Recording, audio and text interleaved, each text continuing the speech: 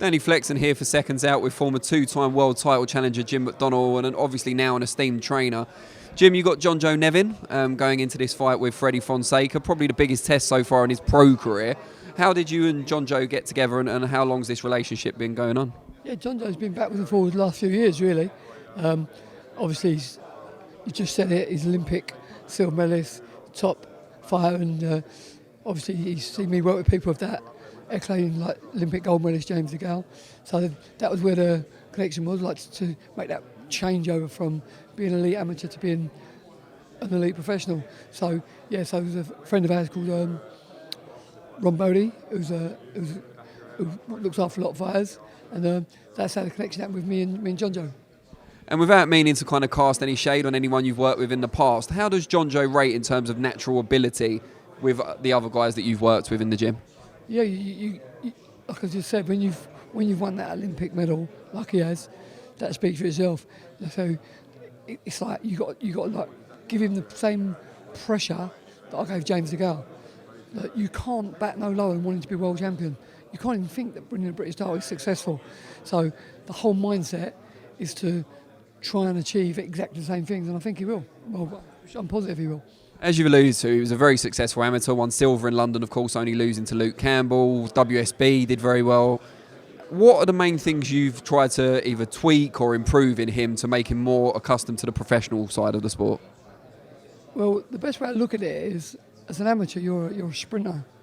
It's 3 rounds, it's short, it's sharp, it's fast. As a professional, you ain't a sprinter no more, you're a marathon runner. So your training program, physically and mentally, we do mental drills that last 12 rounds, which just concentrate just on your mind. We do runs at a very long distance, but they're very endurance-based, and you can be out running for as long as like hour and a half, 2 hours. So that's the transition. So once you make the transition, the skills are there. It's the same sport, but it's just over a longer period of time for the physicality side and the mentality side. So what I'll do is, because I box as a top amateur as well, I know the transition. I've done it. So what they're doing, I'm not asking them to do nothing I ain't done myself.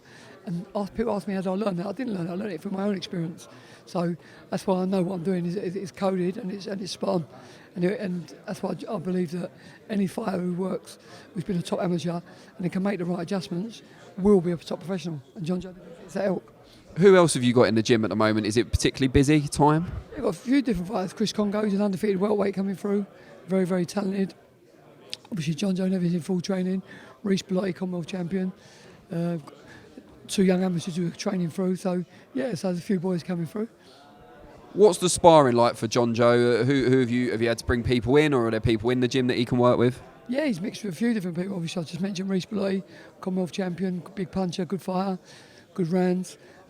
Chris Congo, undefeated welterweight, again, good fighter, good puncher.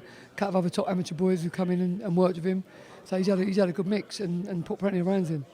Is this kind of the next generation for your gym now? Obviously, you had James DeGale, took him to a world title on a couple of occasions. He's now retired, presumably happy in retirement. Is this the next generation coming through now? You bring in a new stable? Do you know what?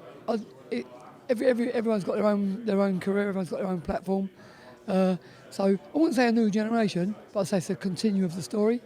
So it's like, I just look at it that we just keep them all going. It's like a conveyor belt. So touch wood, as long as you're good at your job, you'll always get people coming through, give you the opportunity to work with top fighters like John Joe Nevin, who's got all the attributes, but it's a case of using my knowledge, my experience to add to the boxing skills. The thing that you've got to be an elite athlete. To be a top professional fighter, there ain't no shortcuts. You've got to be an elite athlete.